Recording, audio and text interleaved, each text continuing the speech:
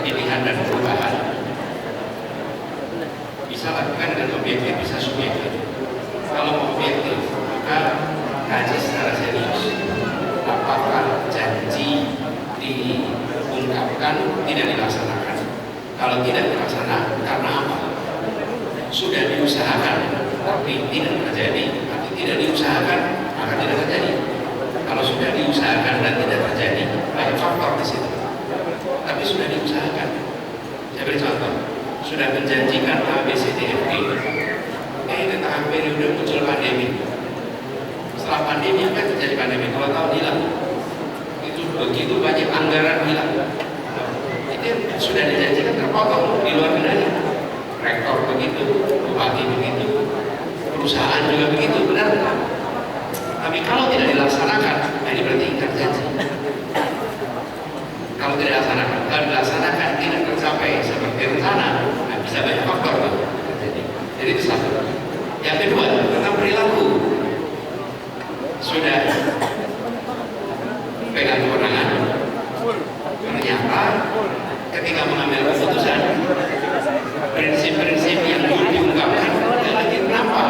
Nah, kalau begini teman-teman, saya usul. Jadi kira kuadran yang saya berkali-kali sampaikan di berbagai tempat.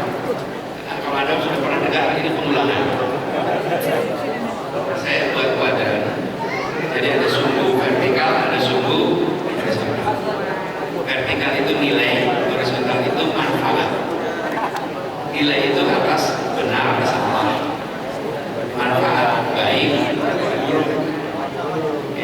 Yang kita maui adalah benar dan baik.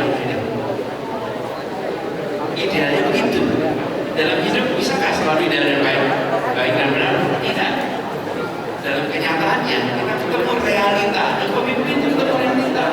Pemimpin keluarga itu ketemu realita. Pasangan suami istri juga ketemu realita.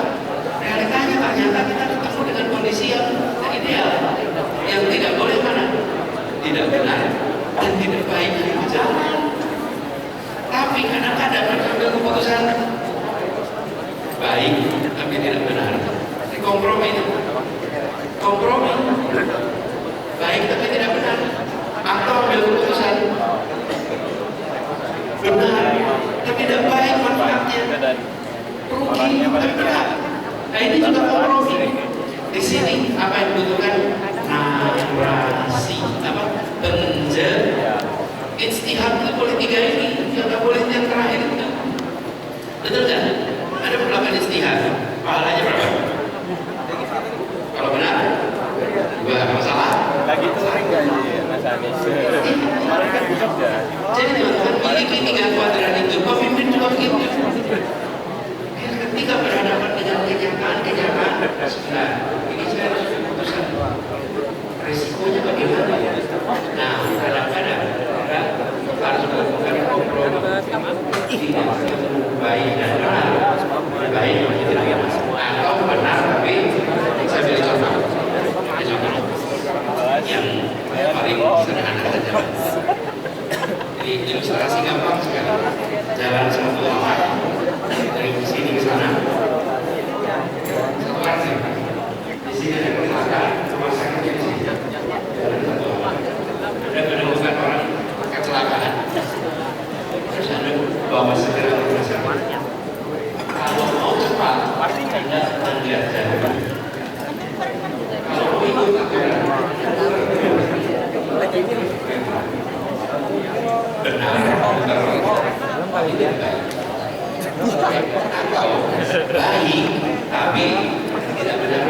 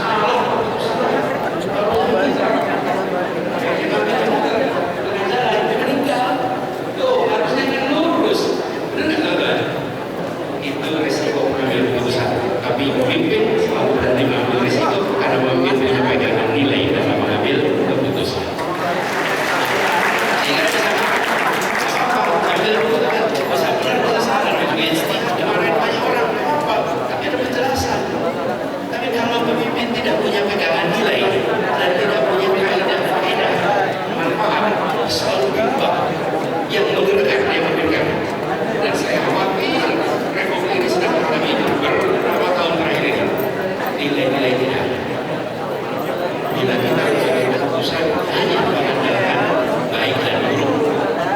Baik dan buruk, tidak ada lagi benar salah. Baik, baik, baik. Apa yang terjadi? Yang terjadi adalah kompromi nilai.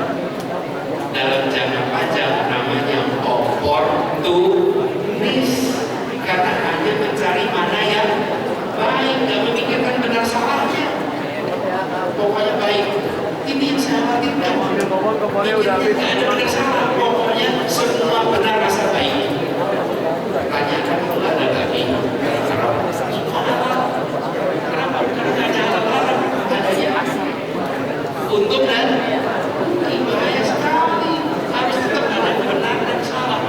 Saya khawatir beberapa tahun terakhir kita sering menyaksikan keputusan-keputusan yang berdasarkan hanya pada untung dan rugi, bukan benar dan salah.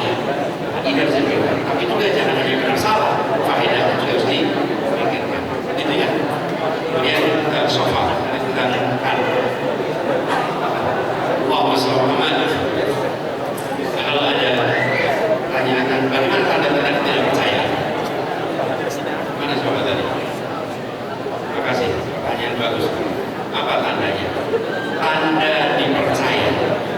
Apa tandanya dipercaya? Apa tanda dipercaya? Sangat sederhana sekali. Diikuti dengan sukarela. Betul kan? Tanda dipercaya itu apa? Diikuti. Kalau Anda diikuti secara sukarela tanpa paksaan, artinya Anda ciri pemimpin itu. Saya sering bilang, apa sih definisi pemimpin? Gampang.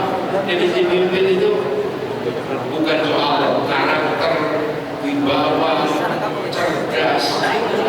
Definisi pemimpin itu sederhana, punya pengikut itu aja. You are a leader if you have follower. You have no follower, you have no leader. Saya sholat sendirian.